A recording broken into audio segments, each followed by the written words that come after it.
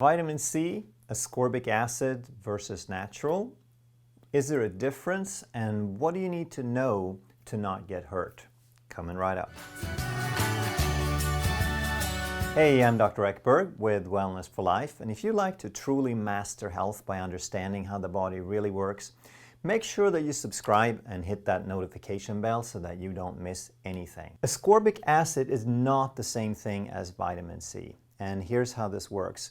Early research nutrition genius Royal Lee found that in nature, the things that they call vitamins is a working process. It's a complex, it's a machinery that contains a nutrient, enzymes, coenzymes, antioxidants, and that it needs to be activated by trace minerals. So if any of these pieces are missing, then the whole machinery falls apart. So in the case of vitamin C, for example, it contains something called ascorbinogen, bioflavonoids, rutin, tyrosinase. There's a factor J, K, and P.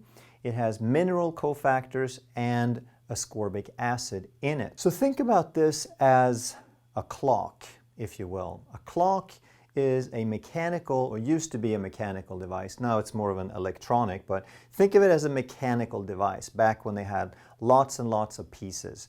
And it's something that tells time. You have the hands, and you have the face, and you have all the little cog wheels and all the little pieces.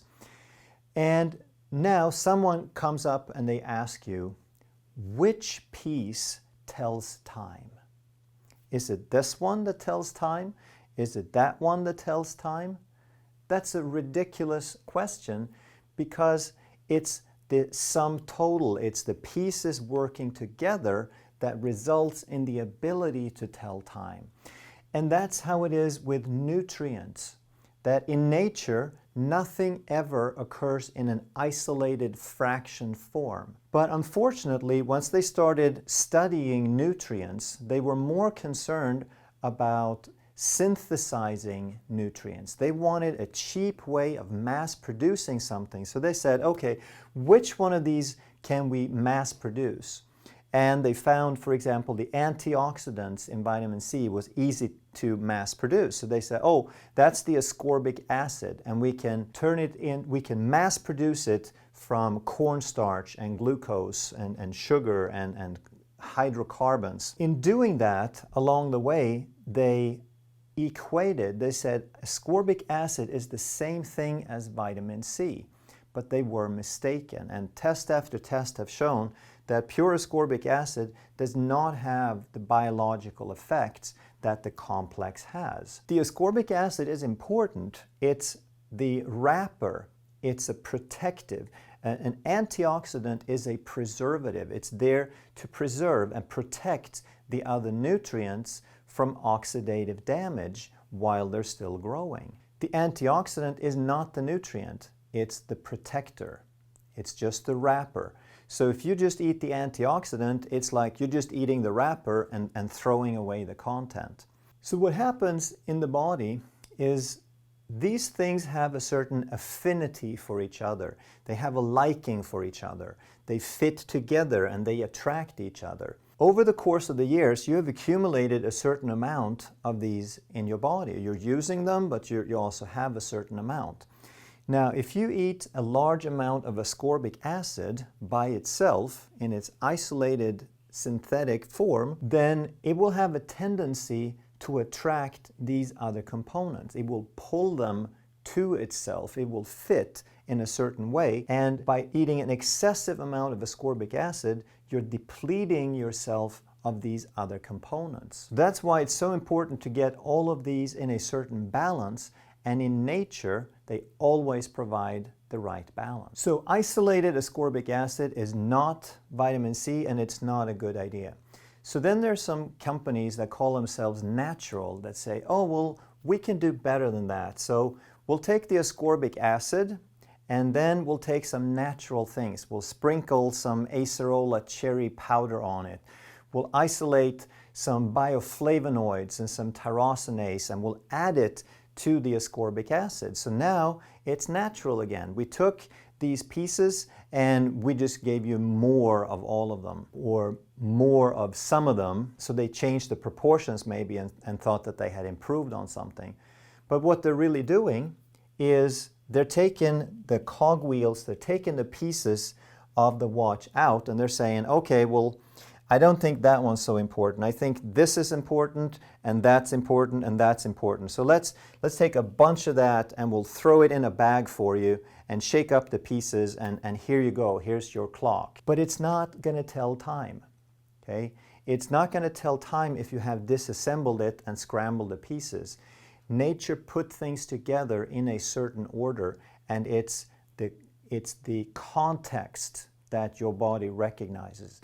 It wants the pieces in the order that they occur in nature. That's how they can be beneficial. That's how they sustain life. Nutrients come from things that were alive to keep things alive. So what about antioxidants? Aren't they a good thing? Well, let's talk about what it means. Oxidant means that something is under the influence of oxygen. So oxidation in the body means to use oxygen to turn fuel into energy. That's how we get energy. We oxidize the fuel. That's why we need to breathe all the time. An antioxidant is something that interferes with that process. It makes it harder for the body to utilize the oxygen and turn fuel into energy. So therefore, and as you probably know, oxygen is the most important nutrient that we have. And if you don't agree with that, then I suggest the following experiment. You put a piece of duct tape over your mouth, and then you hold your nose for a couple of minutes, and let's see if you don't change your mind and agree that it's the most important nutrient we have. Because without it, we can't make energy. And if you take large amounts of antioxidants, it is the same as suffocation therapy. You might just sort of take every other breath and try to conserve oxygen to get healthy. It's not going to work. So what about all these healthy foods, the vegetables and the berries that have all those antioxidants? And they tell us that's why those foods are healthy. It's because they have a lot of antioxidants. And that's not true. They are healthy despite the fact that they have a lot of antioxidants. Blueberries, for example, have such a significant amount of nutrients in them that they need a significant amount of antioxidants to protect those nutrients. So blueberries are healthy for you despite the fact that they have antioxidants, not because of it. So eat whole food, eat things that nature have produced, eat lots of berries and plants and good quality meats, and stay away from anything synthetic, anything man-made, anything fractioned, anything processed, because when you change the perfection of nature, you make it worse. It doesn't get better than what nature made in the first place. Supplements can still be a good idea because even with the best of diet, it can be difficult to get whole food, whole organic food that has all of the nutrients in sufficient quantities. Depleted soils, pollution, added stress means that a lot of us are still needing a little bit of supplementation. And if you get something, a nutritional supplement, then make sure that it has all of these pieces in it. The ones that we use primarily is standard process because they concentrate food, they do it below body temperature, so they retain all of these nutrients, enzymes, coenzymes, etc. That were present in the original food. So please share this video with as many people as you can because these videos are about saving lives. If someone that you know is munching down massive amounts of antioxidants, they are shortening their lives and they're reducing their energy. If you're new to this channel and you enjoy this sort of content, make sure that you subscribe and hit that notification bell so that we can keep this content coming your way. Thanks for watching.